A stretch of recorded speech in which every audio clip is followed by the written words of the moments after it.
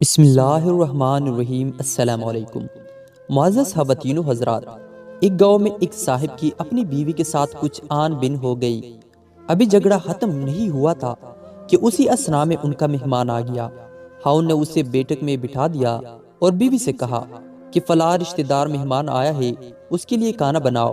وہ غصے میں تھی، کہنے لگی تمہارے لیے کھانا ہے نہ تمہارے مہمان کے لیے۔ وہ بڑا پریشان ہوا کہ لڑائی تو ہماری اپنی ہے، اگر رشتہ دار کو پتہ چل گیا تو خواہ کی باتیں ہوگی، لہٰذا خوشی سے آ کر مہمان کے پاس بیٹھ گیا۔ اتنے میں اسے خیال آیا کہ چلو، بیوی اگر روٹی نہیں پکاتی تو سامنے والے ہمارے ہمسائے بہت اچھے ہیں، خاندان والی بات ہے، میں انہیں ایک مہمان کا کھانا پکانے کے لیے کہہ دیتا ہوں۔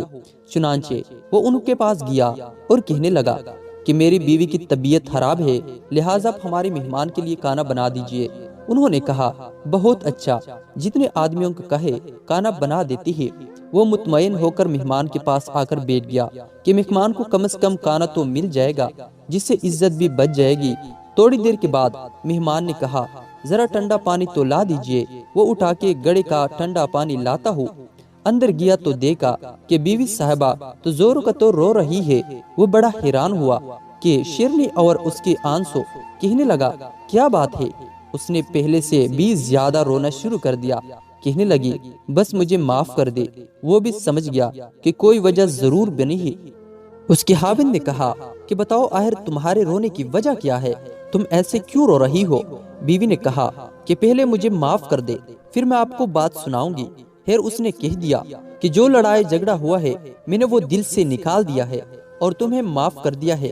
کہنے لگی کہ جب آپ نے آ کر مہمان کے بارے میں بتایا اور میں نے کہہ دیا کہ نہ تمہارے لیے کچھ پکے گا اور نہ مہمان کے لیے، چلو چھٹی کرو، تو اب چلے گئے، مگر میں نے دل میں سوچا کہ لڑائی تو میری اور آپ کی ہے اور یہ مہمان رشتہ دار ہے، ہمیں اس کے سامنے یہ پول نہیں کھولنی چاہیے۔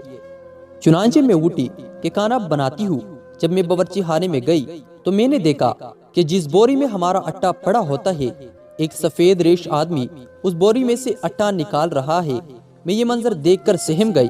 وہ مجھے کہنے لگا اے خاتون، پریشان نہ ہو، یہ تمہارے مہمان کا حصہ تھا، یہ تمہارے اٹے میں شامل تھا۔